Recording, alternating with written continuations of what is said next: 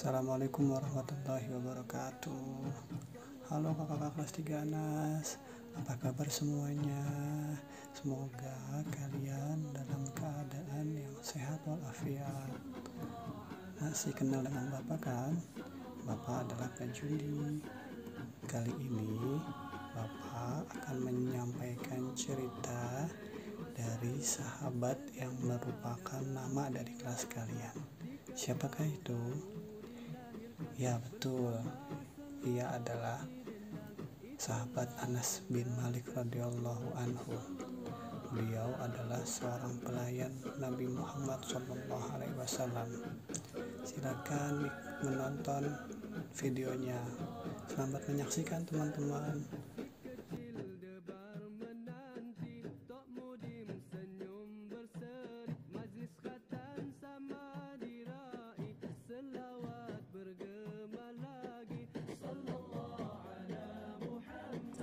Biografi Anas bin Malik radhiyallahu anhu.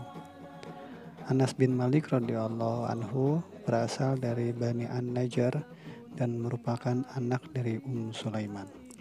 Beliau lahir di Madinah pada tahun 612 Masehi dan wafat pada tahun 709 Masehi di Irak.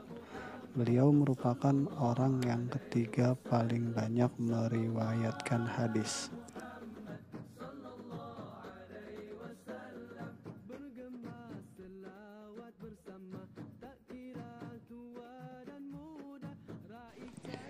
Dalam peristiwa hijrah Rasulullah SAW dari kota Makkah ke Madinah yang beliau lakukan bersama sahabat Abu Bakar As-Siddiq radhiyallahu anhu.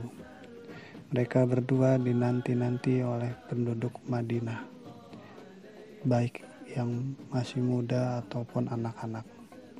Setiap harinya seluruh penduduk Madinah yang laki-laki menuju ke perbatasan kota Madinah untuk memeriksa apakah mereka berdua sudah mendekati kota Madinah. Namun beberapa hari menanti mereka berdua belum juga tiba di dekat perbatasan kota Madinah. Hingga suatu hari mereka melihat kedatangan Rasulullah SAW bersama Abu Bakar As-Siddiq radhiyallahu anhu sudah tiba mendekati kota Madinah. Mendengar kabar tersebut, seluruh penduduk kota Madinah, baik yang perempuan maupun yang laki-laki, baik yang orang tua, pemuda ataupun anak-anak, mereka langsung memasang wajah yang berseri, wajah yang bercahaya karena mendengar kabar gembira tersebut.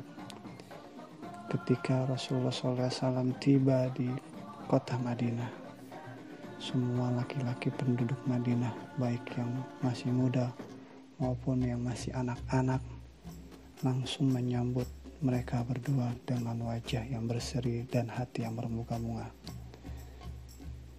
Di balik mereka semua itu ada sosok anak kecil yang paling bahagia wajahnya, paling bercahaya wajahnya, dan juga paling berbunga-bunga hatinya. Anak tersebut adalah sahabat Anas bin Malik radhiyallahu anhu waktu kecil. Sahabat Anas bin Malik radhiyallahu anhu ini sudah menanti kedatangan Rasulullah SAW ke Madinah saat ibundanya menceritakan kisah beliau kepada dirinya waktu kecil.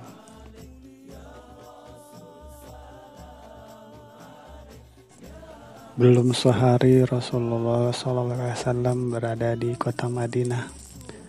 Ummu Sulaim, yaitu ibunda dari Anas bin Malik radhiyallahu anhu, bersama putra tercintanya yang masih kecil, yaitu Anas bin Malik radhiyallahu anhu, bertemu Rasulullah SAW. Setelah Ummu Sulaim mengucapkan salam kepada Rasulullah SAW, Ummu Sulaim langsung berkata kepada Rasulullah SAW, "Wahai Rasulullah SAW, ambillah putraku ini, yaitu Anas bin Malik radhiyallahu anhu. Jadikanlah ia sebagai pembantumu, wahai Rasulullah SAW." Hal ini dilakukan oleh Ummu Sulaim karena Ummu Sulaim ingin memberikan sesuatu untuk dakwah Rasulullah SAW. Ummu Sulaim menyerahkan putranya yang masih kecil, yaitu Anas bin Malik radhiyallahu anhu, kepada Rasulullah SAW untuk dijadikan pelayan beliau, dikarenakan Ummu Sulaim bukan orang yang kaya. Ummu Sulaim bukan orang kaya yang bisa memberikan unta, bukan orang kaya yang bisa memberikan kebun kurma, tapi Ummu Sulaim hanya orang yang susah, yang tak punya apa-apa. Tapi Ummu Sulaim tak ingin dirinya dicatat sebagai perempuan yang tidak memberikan apapun kepada Nabi Muhammad SAW. Sehingga beliau, Ummu Sulaim, menyerahkan putranya tercinta yang masih kecil kepada Rasulullah SAW sebagai pelayan, agar kelak Ummu Sulaim tercatat sebagai orang yang memberikan sesuatu kepada Nabi Muhammad SAW untuk berdakwah di Madinah.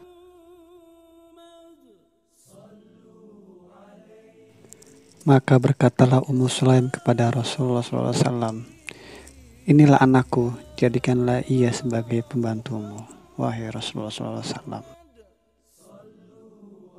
Kemudian Rasulullah SAW menerima anak tersebut dari Ummu Sulaim, dan beliau berdoa untuk Anas bin Malik radhiyallahu anhu dengan doa berikut: Allahumma akthir maluhu wa waladuhu wa barik fihi, yang artinya, ya Allah, limpahkanlah kepadanya harta yang banyak dan juga keturunan yang banyak, dan berkahilah ia.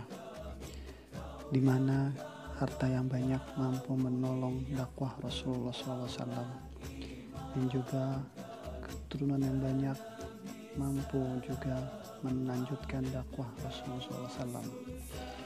Dan doa ini dikabulkan oleh Allah Subhanahu wa Ta'ala, di mana tanaman yang dimiliki oleh Anas bin Malik radhiyallahu anhu mampu panen dalam setahun sebanyak 2 kali, di mana tanaman-tanaman milik orang lain hanya mampu panen dalam 1 tahun, yaitu 1 kali saja. Dan juga Anas bin Malik radhiyallahu anhu, sewaktu beliau wafat, beliau meninggalkan lebih dari 100 cucu. Hal ini seperti yang didoakan oleh Rasulullah SAW kepada Anas bin Malik radhiyallahu anhu.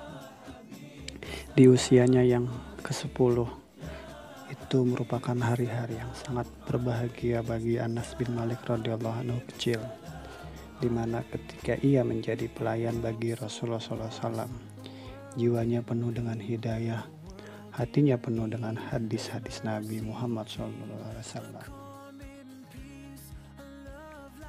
Semenjak Anas bin Malik radhiyallahu anhu menjadi pelayan Rasulullah SAW, Anas bin Malik radhiyallahu anhu menjadi orang yang paling tahu dengan keadaan Nabi Muhammad SAW, mulai dari rahasia, sifat-sifat Nabi, sampai dengan keadaan Nabi yang tidak diketahui oleh orang lain kecuali oleh dirinya sendiri.